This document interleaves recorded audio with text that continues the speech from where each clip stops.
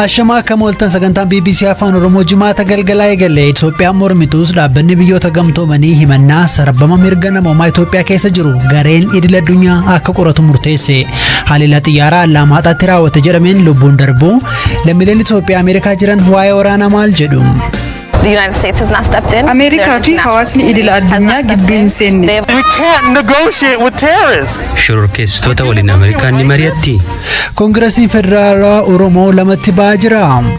Yeroo kanatti waan akkanaa baasuun annaaf sirrii miti isin apolitical. Kafaa'uun qoodamaa hin jiru hin qoodamnee fi Ministeerri muummee Abiyyi gara Turkiitti imaluu akkasumas gabaasa kaanis qabna. Ammayyuu taana isiniif dhiyeessa.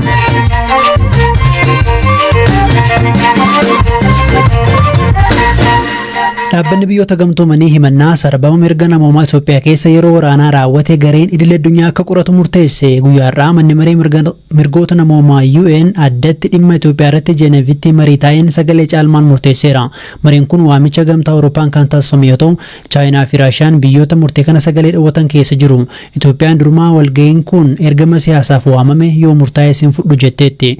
Faallaa kanaan immoo gareewwan mirga namoomaaf falmanii fi biyyoonni lixaa waamicha kana deeggaran hirphaa gammachuu gabaasa qaba. Durumaa Itoophiyaan mormii ibsaa turte.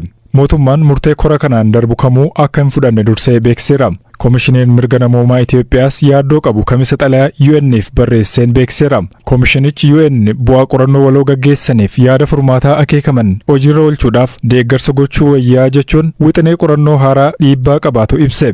Baatii muraasaan dura dhaabbanni biyyoota gamtoomanii fi koomishiniin mirga namoomaa Itoophiyaa qorannoo waloo adeemsisanii turani. Ta'us qorannoon kun hunda nammannee jedhu gareen mirga namoomaaf falman gaafa jimaataa UN qaamolee waraanaa Itoophiyaa irratti hirmaatan marti sarbama mirga namoomaa raawwachuu hime. Waraanni Itoophiyaa guutummaa naannichaaf balaa waan qabuuf humnoonni hundi of duuba deebi'uu akka qabanis akeekachiseera. Guyyaa har'aa walga'ii addaa gamtaa Awurooppaan waamame kanarrattis biyyoonni miseensota mana marichaa sarbama mirga namoomaa hamaa Itoophiyaa keessatti raawwatamaa jira jedhanii daran yaaddoo ibsani. Walga'ii kanarrattis sarbama mirgoota namoomaa raawwataman jedhaman irrattis qorannoo idil addunyaa walaba ta'e akka godhamuuf koomishiniin ogeeyyii wixineen yaada murtii dhiyaate falmiin irratti godhameera. Biyyoonni 21 yoo deeggaran 15 mormaniiru. Biyyoonni 11 immoo sagalee kennuurraa of qusatan. Yaada murtichaa qopheessuun mana marichaaf kan dhiyeesse gamtaan Awurooppaa yaada murtichaa sarbama mirgoota namoomaa gama lamaanuu raawwatamaa jiru akka dhaabbatanii fi itti gaafatamummaan akka jiraatu godhaa jedhe. Yaadichi qaama kamiifuu kan hin loognee fi birmadummaa Itoophiyaa kabajuun kan qophaa'edha jedhan bakka buutuun gamtichaa. Bakka bu'aan Ameerikaa waraana Itoophiyaa ammaachaa jiruu fi sarbama mirgoota namoomaa bal'aa raawwatamaa jiruun biyyi isaanii daran yaadda'uu fi qorannoon idil addunyaa walaba ta'e akka godhamu yaada dhiyaate akka deeggaran himani. Biyyoonnii fi dhaabbileen kunneen yakkoota sarbama mirgoota namoomaa akka ajjeechaa, hidhaa sabarratti xiyyeeffate, dirqeen gudeeduu, beelaa fi gudeeddii akka meeshaa waraanatti fayyadamu, deeggarsa namoomaa ugguruu fi kaan humnoota mootummaan raawwatamuu ibsane. Hidhattoonni TPLF akkasumas loltoonni Eertiraa yakkoota sarbama mirgoota namoomaa bal'aa raawwachuu kaasane. Bakka bu'aan Itoophiyaa walga'ii kanarratti hirmaatan himannaawwan walga'icha irratti mootummaa Itoophiyaa irratti dhiyaatan bu'uura kan hin qabnee fi dhugaa lafarra jirurraa kan fagaatedha jedhan. Qorannoon waloo koomishinii mirgoota namoomaa Itoophiyaa fi waajirri mirgoota namoomaa UN taasisan mootummaan beela akka meeshaa waraanaatti akka hin fayyadamne akkasumas gargaarsa namoomaa uggure jedhus dhugaa lafarra hin jirre mul'isu jedhan. Yaadni murtii qorannoo irra deebii akka godhamu jedhus bu'aa siyaasaa argamsiisuudhaaf kan qophaa'e jechuun balaaleffatan. Eertiraa, Raashiyaa, Venezuweelaa, Chaayinaa, Indiyaa, Namiibiyaa fi Soomaaliyaan biyyoota yaada murtii dhiyaate mormuudhaan sagalee kennan keessaati. Bakka buutuun Naayijeeriyaas qaama haaraa sarbama mirgaa qoratu ijaaruun bu'aa addaa buusuun qabu jechuun miseensonni kaanis hojiilee mootummaan Itoophiyaa raawwachaa jiru akka deeggaran gaafataniiru.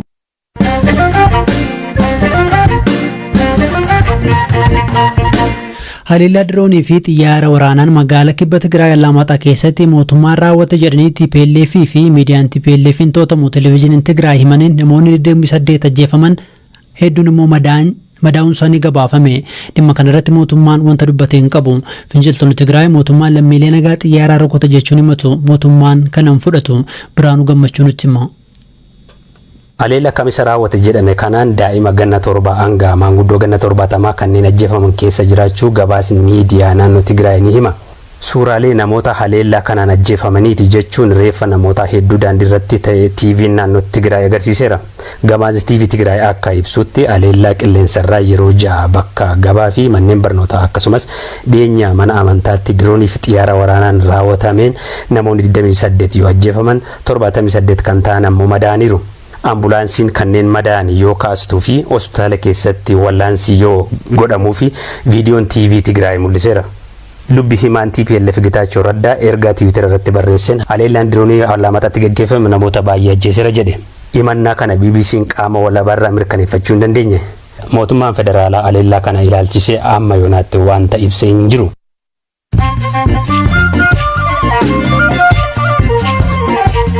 Amma oduuwwan gaggabaabasanitti ministeerri muummee Abiy Ahmad gara Turkii imaluun pirezidaantii biyyattii waliin wal argan. Imalli isaaniis walgahii Turkii fi Afrikaa irratti hirmaachuuf jedhameera. Maatii namoota balaa xiyyaaraa Itoophiyaa mudateen miseensa maatii isaanii of biraa dhaban mootummaa Ameerikaa himatan. Sababni dhiyeessanis Ameerikaan dhaabbati Boeing himannaa yakkarraa bilisa akka ta'u iccitiin dalagdee kan jedhudha. Manni murtii olaanaa federaalaa dhimma ajjechaa shamarree Hayimaanoot Badhaadhaa irratti murtii adabbii kennuuf beellama qabate. Ajjechaa isheen dargaggoon tokko shakkamee dhimma isaa hordofaa ture. Shamarreen kun waggaa 2 dura osoo qorannoo digirii lammataarra jirtu Tuqur Ambassaatti haala suukaneessaan ajjeefamuun ishee ni yaadatama. Gaazexeessaa Taammiraat Nagaraa kaleessa mana murtii magaalaa Galaanitti dhiyaachuu haati warraasaa Salaam Balaa BBC'tti himte. Taammiraat guyyoota 14 booda mana murtiitti kan beellamame yoo ta'u, kana dura maatiin achi buutee isa dhabanii rakkataa turuu himaa turani. Kibba bahaa Keeniyaatti qeerransi daggalaa ba'ee mana namaa seenee ture qabame. Biyyattii keessa bineensonni mana namaatti cabsanii seenuun waan haaraa miti.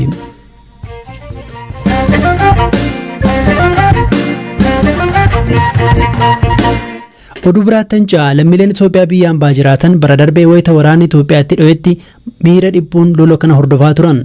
Ameerikaan waraanni Itoophiyaatti ka'e kun akka jaarsummaan golbamuuf yaalaa jirti. Ameerikaa keessattuu Waashingtan DC'tti kutaalee Ameerikaa keessa iddoo hawaasni Itoophiyaa guddaa qabdu yoo taatu, hawaasa kana keessattis garaagartummaa lola kanaa ittuu hammeessan ni mul'atu. Lammiileen Itoophiyaa jiraatan maal jedhu? Gabaasa Piileet Ushaar Hirphaa Gammachuutu dhiyeessa.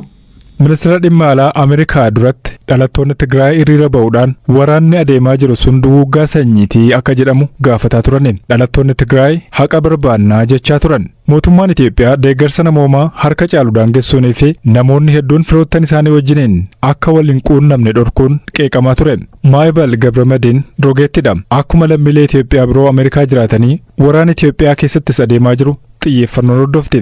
Ameerikaan waraana kana dhaabsisuudhaaf maal hojjetaa jirti jedhamtee wayita gaafatamte akkas jetti. Ameerikaa fi hawaasni idila addunyaa gidduu hin seenne akka dararamu eeyyamaniiru. Kanaafuu nuti maal goona? Ofirraa faccisuu malee filannoo biraa maal qaba? Hiriirtonni mormii dhimma isaanii qondaaltota Ameerikaattis dhiyeeffataniiru. Ameerikaan dhimmicha of eeggannoon ilaalti. Mootummaan Itoophiyaa michuu Ameerikaa kan ture yoo ta'u, lolli kun saboota biyyattii gidduuttis garaagartee uumeera.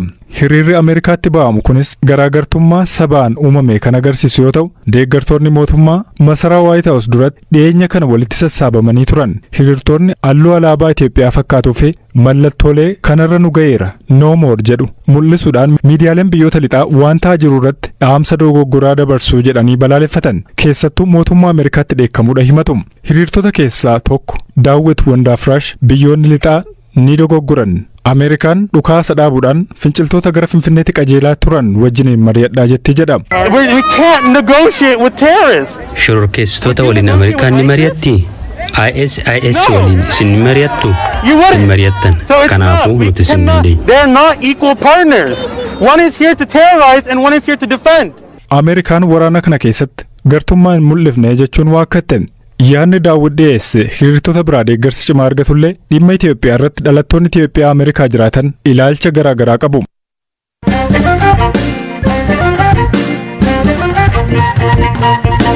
Dhaabni mormituu Koongireesii Federaalistii Oromoo qoodamaa hin jiru wanti mudatees kan kanaan ga'u miti jedhe. Guyyoota muraasa dura yaada hoogganni olaanaa dhaaba KFO miidiyaa biyya keessaaf kennaniin murtee dhaabichi dhiyoo murteessee ifatti mormaniiru. Dura taa'aan dhaabichaa obbo Gabroo Gabra Maariyaam isa dhaabichi mootummaan yeroo hundaa'u jedhee torban 3 dura gaafatee qeeqaniiru. Yeroo dheeraaf dhaabicha keessa kan jiran Obbo Gabruun marii sana irratti akka hin hirmaanne isaanis dhaabichi ibseera. Ta'us mootummaan yeroo hundaa hojjechuun adeemsi marii biyyaalessaa dhaabichi gaafataa ture irraa maquudha marii hunda hammateessa jedhuun ciichuu qabnaa jechuun murtee darbee mormu.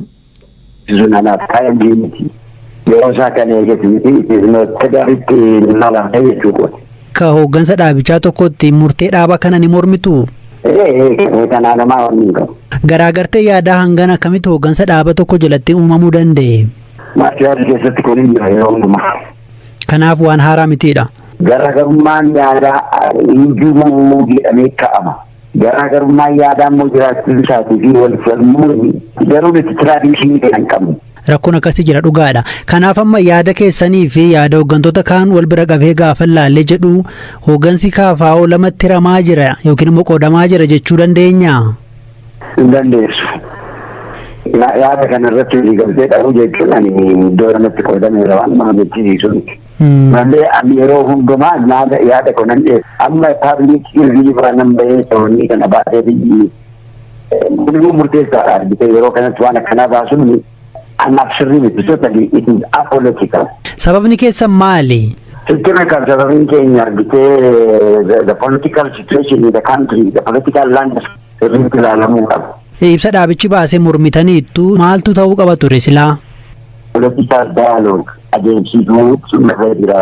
Isaan sana immoo raayii foqonnaa yoo jenne we have to seriously discuss it and at least a central committee session should be there. Kanaafuu mootummaa yeroo hundaa'u jedhee KFO'n ibsa yeroo baasu yoo xiqqaate koree hojii raawwachiiftuun alatti koreen giddu galeessaa argamuu qabu turedha yaadi keessan. Ibsi dhaabichi torban lama dura baasee haaraadha yaadi keessan.